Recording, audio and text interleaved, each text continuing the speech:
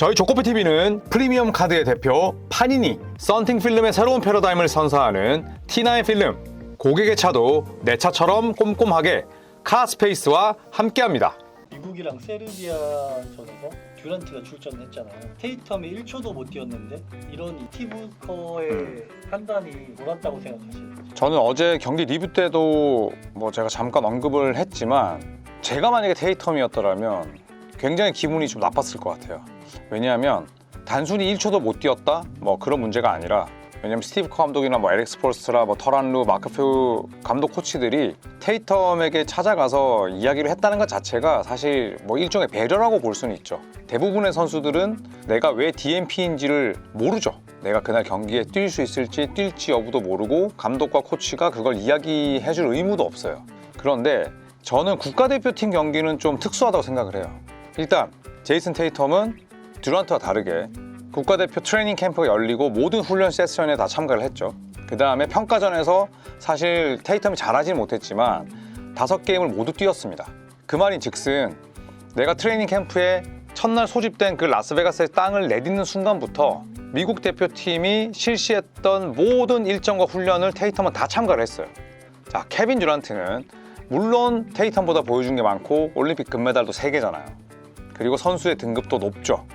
자, 그렇다고 하더라도 내가 이유가 어떻게 됐던 간에 그게 부상이든 뭐 아니면은 뭐 다른 뭐 미니 슬럼프든 가정사든 한 명은 모든 걸 다 소화하고 출석을 했는데, 내가 그동안 쌓아왔던 명성과 이런 것들 때문에 그 선수가 부상으로 복귀한다고 해서 그걸 모두 잃었던 선수가 단 1초도 뛰지 못한다는 건, 저는 이건 미국 대표팀의 코칭 스태프 판단이 저는 별로라고 생각해요. 잘 됐다, 뭐 이건 잘못된 거다를 떠나서 제가 테이텀이면 기분 나쁘고 제가 테이텀이라면 받아들이고 싶지 않고, 어제 경기 보셨죠? 테이텀 표정.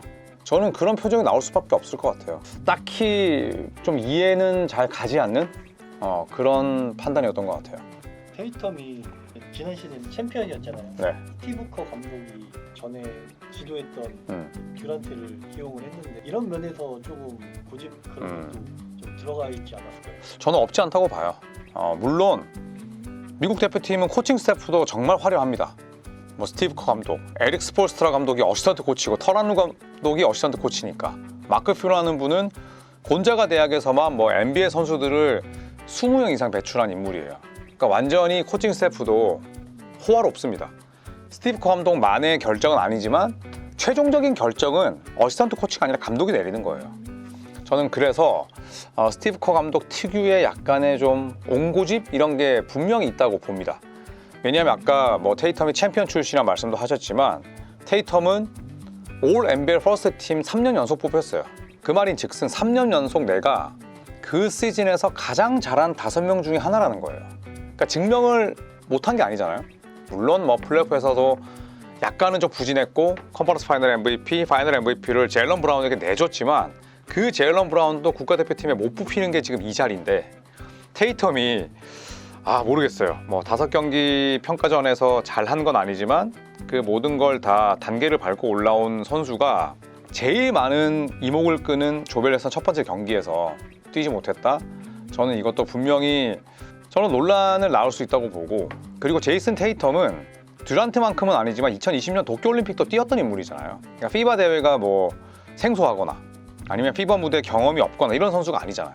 그런데 DNP 1초도 뛰지 못했다? 이거는 저는 스티브 커 감독이 스스로 여유가 없는 게 아닐까. 물론 이렇게 생각할 수는 있죠. 너를 가비지 게임에 넣는 건 아니잖아. 너를 가비지 게임에 넣을 수는 없어. 그럴 거면 차라리 이 경기는 DNP를 하자, 디드나 플레이로 한 게임 쉬어가자 라고 할 수 있지만, 듀란트의 부상 복귀 전이고 제이슨 테이텀의 로테이션을 사실 저는 7분, 8분은 가져갈 수 있었다고 생각을 해요. 왜냐하면 듀란트와의 플레잉 타임만 피하는 건 아니니까. 거기에서 르브론 제임스의 쉬는 시간도 커버할 수 있고 여러 가지 옵션이 있을 수 있었는데, 저는 테이텀이 좀 상심하고 있지 않을까. 부상도 아니었고 뭐 겉으로는 괜찮은 척 하지만 엄청나게 자존심이 상하지 않았을까? 그런 생각을 해봅니다. 미국 대표팀이 테이텀을 어느 시점에서 그러면 활용할 수 있다고 생각하세요? 보통 이런 경우에 감독들도 사람이고 또 미국 대표팀 감독들이 선수들을 잘 관리하고 뭐 때로는 또 이 슈퍼스타들을 카리스마로 다룰 수 있다고 해도 마음속에는 100% 미안함이 있습니다. 그리고 스티브 커 감독이 무슨 얘기를 했냐면 내가 좀 약간은 멍청하게 그렇게 느껴지긴 했지만 듀란트가 돌아왔기 때문에 테이텀에게 네가 세르비아전에 못 나갈 수도 있다 라고 말을 했다라고 이야기를 했고요. 그 다음에 또 무슨 말을 했냐면 우리가 붙는 상대팀의 전력과 스타일에 따라서 로테이션을 바뀔 수 있다. 그래서 테이텀은 다음 경기에 출전할 것이다 라고 얘기를 했거든요. 분명히 많이 내보낼 거예요, 다음 경기는. 하지만 미국 대표팀에 뽑힐 만큼 실력이 뛰어난 12명의 선수가 단 한 게임이라도 DNP 처리를 받으면 이미 기분이 상한다는 거죠. 내가 남수단전에 15분, 20분을 뛰어도 이미 첫 경기에 내가 DNP 통보를 받고 벤치에 앉아서 뚱한 표정이 잡혀있는 것 자체가 스스로에게는 원치 않는 상황이라는 거죠. 왜냐하면 선수들은 뛰고 싶잖아요. 내 휴가 반납하고 국가대표를 위해서 이렇게 출전을 했는데 평가전 다 치르고 모든 걸 다 했는데 부상 복귀자에게 싹 밀려버리면 다음 게임에 내가 뛰고 팀이 잘 나가도 다른 선수들과의 기분, 감정의 단계는 차이가 있을 겁니다. 듀란트가 1차전에서 엄청 잘했는데 네. 그게 테이텀한테 영향이 있을까요? 케빈 듀란트가 1차전에서 전반에 9분 안 뛰고 21점 넣었잖아요. 진짜 부상 복귀전이라고는 정말 믿기지 않는 그런 몸놀림이었는데 또 어제 르브론 제임스 뛰는 거 보셨죠? 거의 88한 화로처럼 20대처럼 뛰었잖아요. 하지만 이 FIBA 대회는 NBA보다도 일정이 더 빡빡해집니다. 토너먼트 가면은 휴식 시간 줄어들고, 그리고 르브론 제임스나 혹은 스테픈 커리 또 듀란트 같은 선수들의 활동량은 대회를 치를수록 늘어날 수는 없어요. 확 줄어들진 않겠지만 첫 경기만큼 정말 엄청난 에너지의 단계를 발휘하기 쉽지 않다고 보거든요. 그래서 테이텀은 무조건 필요합니다. 그리고 케빈 듀란트가 1차전 같은 고효율의 플레이, 정말 말도 안 되는 야투를 그리는 날은 앞으로 없을 거예요. 저는 그런 점들 때문에 듀란트의 1차전 활약이 스티브 커 감독 이거 봐, 내 판단 맞았지, 이런 식의 사고로 흐르진 않을 겁니다.